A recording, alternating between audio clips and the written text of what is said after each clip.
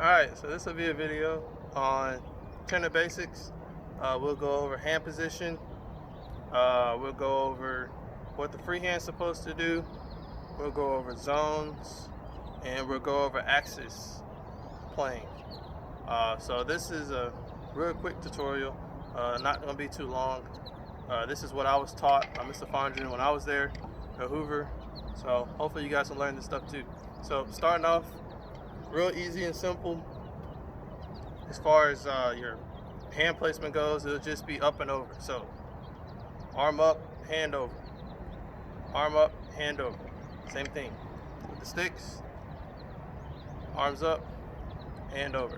And that's it. This is basically where you're going to be at 90% of the time when you're playing quads.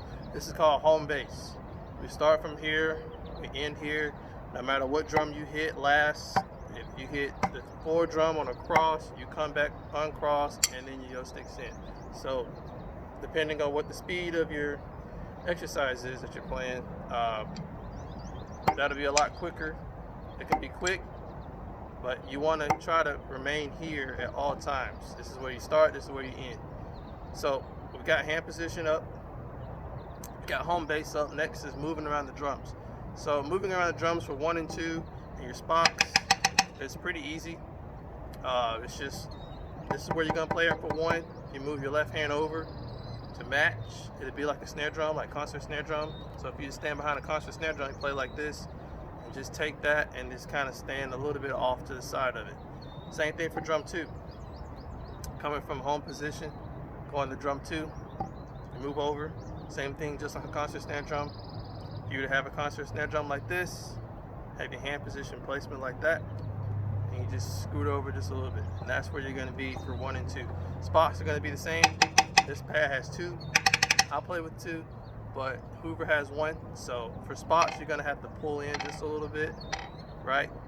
So when I go to spots on 1 spot, I usually have my elbows come out just a little bit, right? Because you don't want to make your wrists do the turning for you. You don't want to do that, right? So you just want to have it to where your elbows are doing the work, right? So that's 1, 2 in spot. 3 and 4 is a little bit different. So 3 and 4, we use a technique called tee it up. So when we say tee it up, when you go to 3 and 4, that means that your sticks are going to make a T, essentially, as far as the shape goes. So the angle of your sticks are going to be like this for drum 3. So not like this as it was on 1, 2 in spot, but like this, a little bit offset. And then on 4, it's going to be like this. So on 3 drum, your right hand's going to be higher than your left, just a little bit. And on the 4 drum, your left hand's going to be higher than your right. We call that teeing it up. So what that does is that allows you to get the same sound out of each stick, even though you're playing in relatively different positions, right? So, because you're not going to be able to play the same way you would on 2 and 1, right? If you try to do that, you know, you're going to end up having a lot of stick collisions like that, right? So we use tee it up on 3 and 4. Moving around the drums is pretty simple. It's just a shoulder movement. There's no elbow movement. There's no wrist movement, like I said earlier.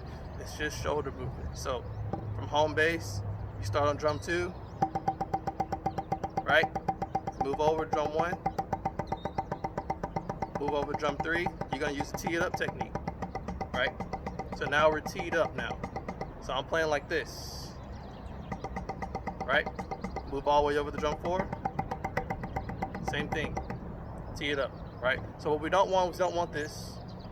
That's too much, because then you're going to have one hand playing in the center of the drum and then one hand playing in the right zone. So you want good sounds, so you want to keep the beats a little bit closer together, not like this, right? And you just want to move with your shoulders, right? There's no wrist angle movement. There's no elbow movement. This is just strictly shoulders, right? The body doesn't move. You don't want to turn. Don't turn and follow, right? Because when you put the drums on, your drums are going to turn and follow like this, right? You don't want to look like a radar on the field turning like this, especially with a pair of quads on, right? All right, so we've gone over hand position, up and over. We've gone over home base. We've gone over moving around the drums. So another thing when you're moving around the drums is your free hand, which is very rare that you're gonna have a free hand if you're in music. At least for me, I never have free hands unless I'm playing 8/8/16 or something. Anything else other than that, it's both hands are going. But when you have a free hand, the hand that's not playing is gonna remain at home base, right? So it doesn't matter what you're playing. You can be playing this, you can be playing threes, you can be playing double beat, scrapes all over the place. The goal is you don't want to have that hand, the free hand, moving, right? Okay, so the reason for that is if you're moving around a lot, right, the hand that's actually playing is going to have a whole lot harder of a time, you know, being a little bit accurate with your playing because you got something in the way. So if you have something that's stationary, it's a little bit easier to move around that and clear that, and you don't have to worry about it, right?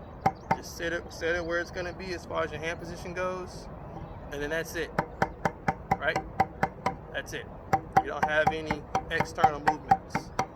That's just unnecessary energy. It's just causing you to be inefficient. So we've gone over hand position, up and over. We've gone over home base. We've gone over moving around the drums. We've gone over tee it up on 3 and 4 drums, and we've gone over what your non-playing hand's supposed to do. So those are the basics steps for beginner tenor playing.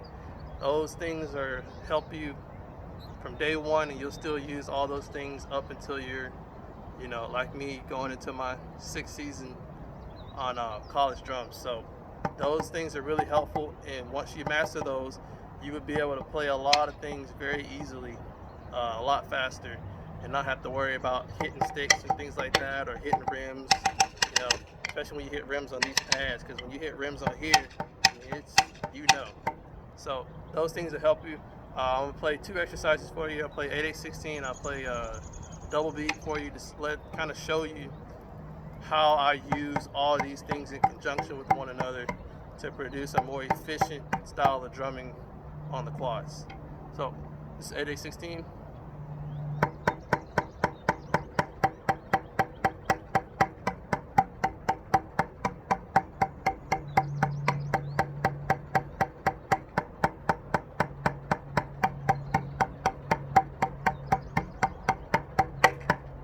And this is double beat.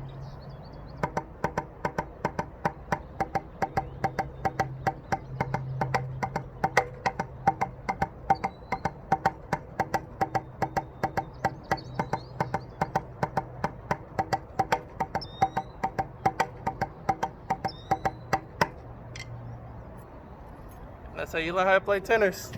Fundamentals.